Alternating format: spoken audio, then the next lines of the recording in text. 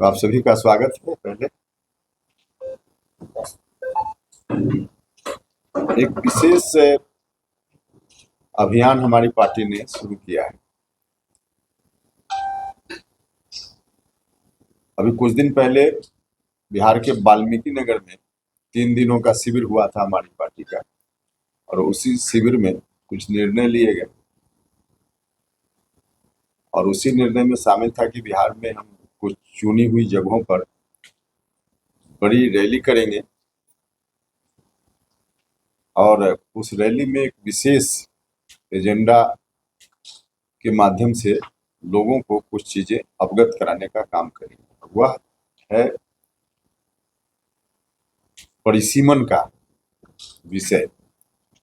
परिसीमन का मतलब कि लोकसभा क्षेत्रों की संख्या, विधानसभा क्षेत्रों की संख्या विभिन्न राज्यों में, इसका निर्धारण। और इस काम के लिए हमारे देश के संविधान में व्यवस्था की गई प्रारंभ में कि हर 10 साल पर जनगणना होगी और जनगणना के उपरांत जितनी आबादी उस वक्त की होगी उसके अनुरूप लोकसभा क्षेत्रों की संख्या भी बढ़ेगी, राज्यवार विधानसभा क्षेत्रों की संख्या भी बढ़ेगी। संविधान की इस व्यवस्था के अनुसार सबसे पहली बार 1951 में आजादी के बाद की जनगणना के आधार पर परिसीमन हुआ, 61 की जनगणना के आधार पर परिसीमन हुआ, 71 की जनगणना के आधार पर परिसीमन हुआ। 51 में लोकसभा सीट 494 उस समय परिसीमन के बाद तय किया गया। अब 61 में हुआ 494 से बढ़कर 522 हो गया। 71 में हुआ तो यह संख्या बढ़कर 543 हो गई। उसी व्यवस्था के अनुसार आगे भी परिसीमन होना चाहिए था, लेकिन 1976 में जब आपातकाल देश में लागू था, उस वक्त संविधान में परिवर्तन कर दिया गया और परिसीमन के काम को रोक दिया गया, जो अभी तक रुका हुआ है। और रुकने से नुकसान बिहार का और बिहार के अगल बगल के कुछ राज्यों का भी बहुत ही हो रहा है। अगर पुरानी व्यवस्था के हिसाब से 2011 की जनसंख्या, जो लेटेस्ट जनसंख्या जनगणना हमारे यहाँ की है, उसके आधार पर परिसीमन हुआ रहता, तो अभी 40 लोकसभा क्षेत्रों की संख्या है, इसकी जगह कम से कम 60 हो सकती थी। विधानसभा क्षेत्र की संख्या भी उसके अनुरूप बढ़ती, लेकिन नहीं हुआ, रोक दिया गया। अगर संख्या हमारी बढ़ती तो हमारा रिप्रेजेंटेशन बिहार का लोकसभा, राज्यसभा सब जगह बढ़ता। और जो रिजर्व कैटेगरी के लोग हैं, SC ST के लिए भी रिजर्वेशन है, उनकी संख्या भी लोकसभा में बढ़ती बिहार या अगल बगल के राज्यों से। अब महिलाओं के लिए आरक्षण की बात हो रही है। महिलाओं के लिए सीटों का जो निर्धारण होगा, संख्या बढ़ेगी तो महिलाओं के लिए भी जो आरक्षित सीटें होंगी उनकी संख्या भी बढ़ेगी।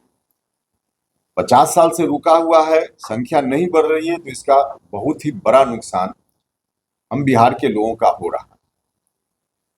अभी तक जो संविधान की व्यवस्था है उसके हिसाब से 2026 में रोक की सीमा समाप्त हो रही है। 2026 में अगर वर्तमान संविधान की रोक समाप्त हो गई, जो आज के अनुसार यही होना चाहिए, तो हमारी संख्या बढ़ेगी लोकसभा में, विधानसभा में, बिहार और बिहार के अगल बगल राज्यों। लेकिन एक कोशिश फिर से शुरू हो गई है कि 2026 में भी परिसीमन का काम न हो और संविधान की जो व्यवस्था है उस व्यवस्था में रोक की सीमा को और आगे बढ़ा दी जाए। मुख्य रूप से जो साउथ के, दक्षिण के राज्य के कुछ नेता हैं,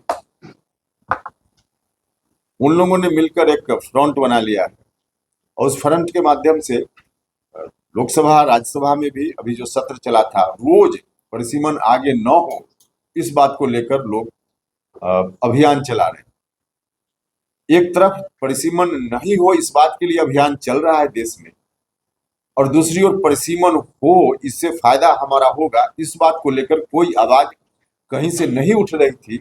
इसलिए हमारी पार्टी ने तय किया कि एक तरफा लोगों के बीच जो बात जा रही है, यह बात नहीं जाए, क्योंकि इससे हमारा नुकसान है, बिहार की हकमारी है। तो इसी हकमारी के खिलाफ हमने अपनी पार्टी में फैसला लिया कि परिसीमन का काम आगे हो,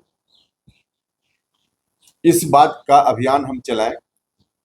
और इसी अभियान को ध्यान में रखते हुए सबसे पहले हमारे ध्यान में यह बात आई कि आम लोगों को इस बात की जानकारी ही ठीक से नहीं है कि परिसीमन के हक से हम वंचित हैं, हमारा नुकसान हो रहा है। तो पहले लोगों को बताया जाए, लोगों को इस बात की जानकारी दी जाए, और इसी मकसद से रैली का आयोजन करने का हमने फैसला लिया। और 2 रैली हमारी हो चुकी है, एक शाहबाद के इलाके में, एक मुजफ्फरपुर में, और तीसरी रैली 29 जून को गया में गांधी मैदान में हमने रखी है। इस रैली का नाम है संवैधानिक अधिकार परिसीमन सुधार। तो इस रैली के माध्यम से हम लोगों को अवगत कराएंगे कि बिहार का हक कैसे मारा जा रहा है, ताकि लोग अवेयर हों, और एक तरफा जो लोग विरोध में देश में हैं कि परिसीमन न हो, उनकी आवाज़ को भी हम काउंटर कर पाएँ। और भारत की सरकार से हम उम्मीद करते हैं कि भारत की सरकार संविधान की व्यवस्था जो 25 साल से बंद है उसको फिर से लागू करेगी, और परिसीमन का काम होगा।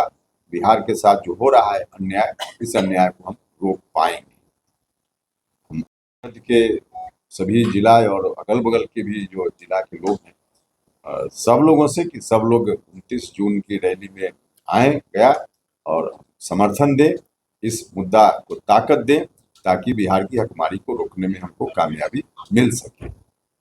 मुख्य रूप से यही बात थी। आप लोग को असल बात है कि विपक्ष के पास कोई मुद्दा है, मुद्दा विहीन विपक्ष है, क्योंकि जो जनता का सवाल है उन सवालों पर भारत की सरकार और बिहार की सरकार बहुत ही सक्रियता से काम कर रही है। तो विपक्ष के पास मुद्दा नहीं है तो अनर्गल बात करते रहते हैं।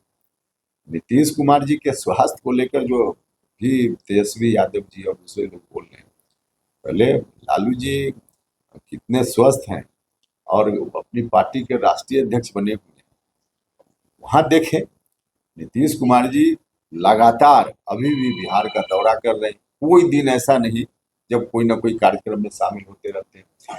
तो लगातार अभी भी 16 घंटा 18 घंटा काम करने वाला व्यक्ति, और उसके ऊपर इस तरह की टिप्पणी ये कहीं से मुनासिब नहीं। चुनाव के ठीक पहले सामाजिक सुरक्षा पेंशन बढ़ाया गया 400 से 1100। इसमें दिक्कत क्या है? चुनाव के पहले हो बाद में हो, जनता का कुछ लाभ है तो इसमें क्या टिप्पणी? अच्छा काम सरकार ने किया है। चुनाव के पहले ही अगर सरकार कर रही है, जिस मकसद से आप आरोप लगा सकते चुनाव को ध्यान में, लेकिन लोगों को लाभ तो है ना, हो गया, लोगों को लाभ मिल रहा है, बड़ी बात है। गृह मंत्री अमित शाह का जो ताजा बयान आया है उससे फिर बिहार में संशय हुआ है कि समय बताएगा बिहार का सीएम कौन होगा। नहीं, देखिए, एक तो हमको लगता है कि बीजेपी का अपना सिस्टम, उस सिस्टम में कोई चीज पहले भी तय है, लेकिन उस सिस्टम से, उस प्रोसेस से उस चीज को ले जाना पड़ता है। तो इस मकसद से कई बार इस तरह का बयान आता है, वरना नीतीश कुमार जी के नेतृत्व में बिहार में चुनाव होगा, सरकार बनेगी तो फिर नीतीश कुमार जी मुख्यमंत्री होंगे, यह फाइनल है। इसमें कहीं से कोई अलग कुछ बात ही नहीं। गया